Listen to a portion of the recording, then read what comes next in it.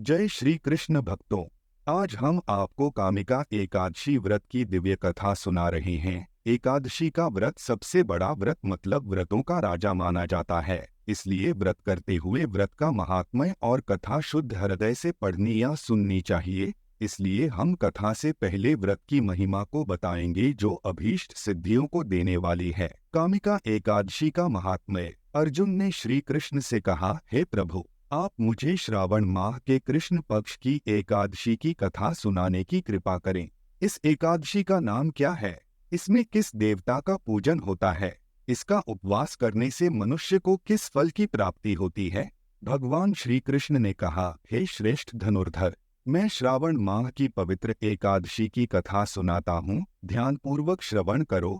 एक बार नारद जी ने कहा, हे पितामह, आज मेरी श्रावण के कृष्ण पक्ष की एकादशी की कथा सुनने की इच्छा है।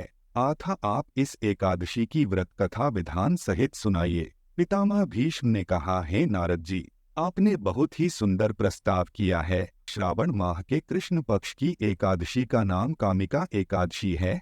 इस एकादशी की कथा सुनने मात्र से ही वाजपेय यज्ञ के फल की प्राप्ति होती है। कामिका एकादशी के उपवास में शंख चक्र गदाधारी भगवान विष्णु का पूजन होता है। जो मनुष्य इस एकादशी को धूप दीप नैवेद्य आदि से भगवान विष्णु की पूजा करते हैं, उन्हें गंगा स्नान के फल से भी उत्तम फल की प्राप्ति होती है। सूर्य ग्रहण और चंद्र ग्रहण में केदार और कुरुक्षेत्र में स्नान करने से जिस पुण्य की प्राप्ति होती है, वह पुण्य कामिका एकादशी के दिन भगवान विष्णु की भक्तिपूर्वक पूजा करने से प्राप्त हो जाता है। भगवान विष्णु की श्रावण माह में भक्तिपूर्वक पूजा करने का फल समुद्र और वन सहित पृथ्वी दान करने के फल से भी ज्यादा होता है। आभूषणों से युक्त बछड़ा सहित गौदान करने से जो फल प्राप्त होता है, वह फल कामिका एकादशी के उपवास से मिल जाता है। जो उत्तम द्विज श्रावण माह के कृष्ण पक्ष की कामिका एकादशी का उपवास करते हैं तथा भगवान विष्णु का पूजन करते हैं, उनसे सभी देव नाग किन्नर पितृ आदि की पूजा हो जाती है।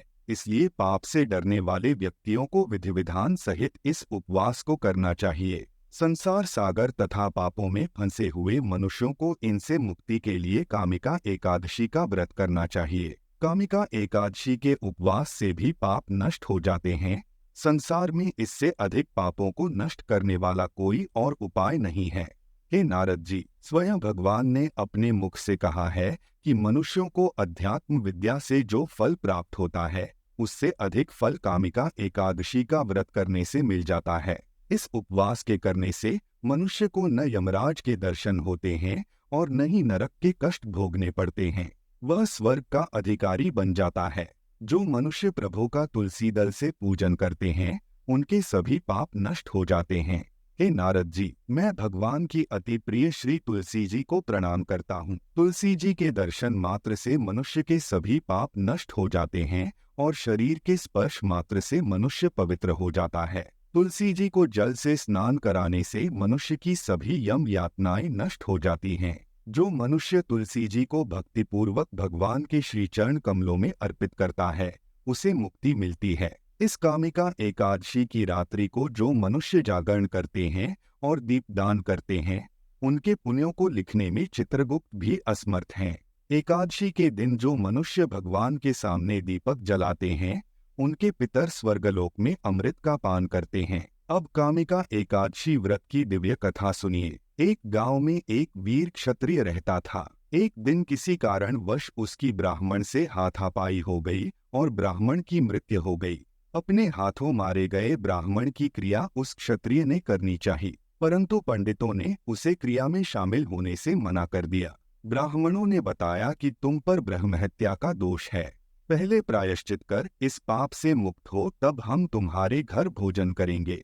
इस पर क्षत्रिय ने पूछा कि इस पाप से मुक्त होने के क्या उपाय है।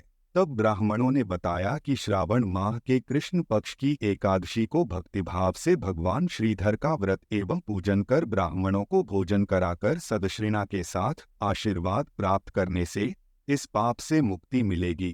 पंडितों के बताए अनुसार व्रत करने पर उसी रात में भगवान श्रीधर ने क्षत्रिय को दर्शन देकर कहा कि तुम्हें ब्रह्महत्या के पाप से मुक्ति मिल गई है। इस तरह इस एकादशी व्रत के करने से ब्रह्म हत्या आदि के सभी पाप नष्ट हो जाते हैं और इहलोक में सुख भोग कर प्राणी अंत में विष्णुलोक को जाते हैं। इस कामिका एकादशी के महात्म्य के श्रवण व पठन से मनुष्य स्वर्गलोक को प्राप्त करते हैं।